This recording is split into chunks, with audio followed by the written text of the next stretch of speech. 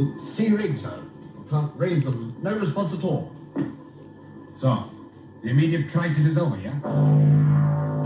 Maggie, I brought the doctor. Oh no! I smell gas. There's gas in this house. Doctor, in here! Maggie! Give me the window! Give me a cover! Maggie!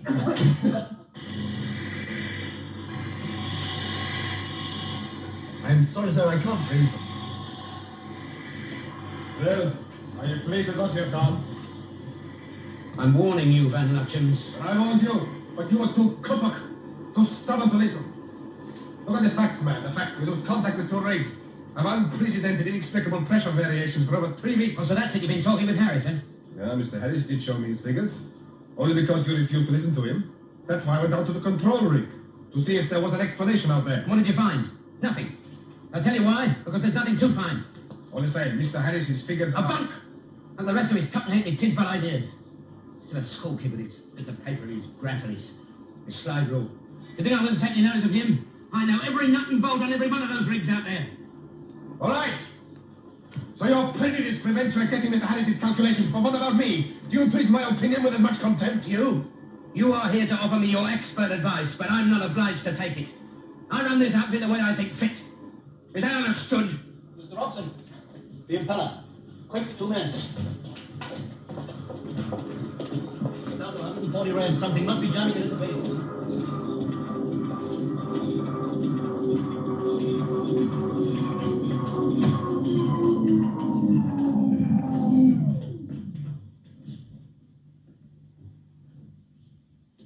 Well, Mr. Robson, where do we go from here? Come on now, you have all the answers, don't you? Wait a minute, quiet. What is it? I think I can hear something.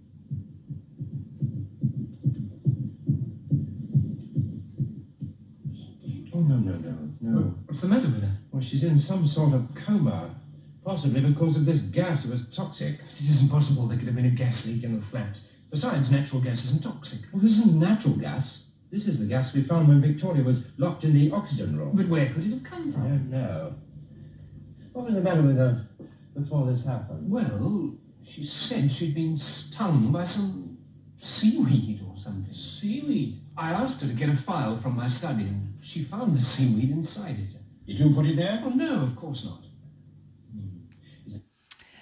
Seaweed. Yes, what a fantastic idea for a Doctor Who monster. Another lost classic there, Fury from the Deep. I just lost for words with this one. It's a wonderful story, and I'm very much looking forward to opening my Blu-ray Fury from the Deep delivery, which I think is with my concierge at this very moment, so I'm eagerly waiting his arrival tomorrow morning to watch the animated version of this story. Wonderful argument going on there, wasn't there, between Robson and Van Lutyens. I think Robson turns out to be the villain of the piece. He's got great gravitas about him, hasn't he? And dear Maggie there, who I think had been poisoned by gas by two very unsavoury characters. I think there's a surviving clip of them which gave me nightmares for months when I'd first seen it.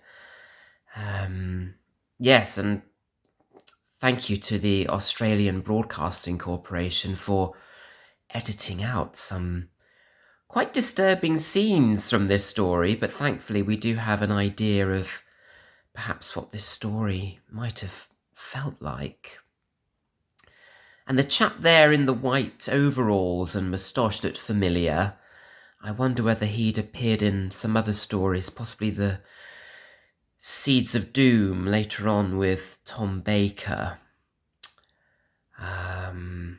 But a wonderful, wonderful story. And I hope that one day I might be able to travel back in time and see it in all its glory. Back to the 1960s.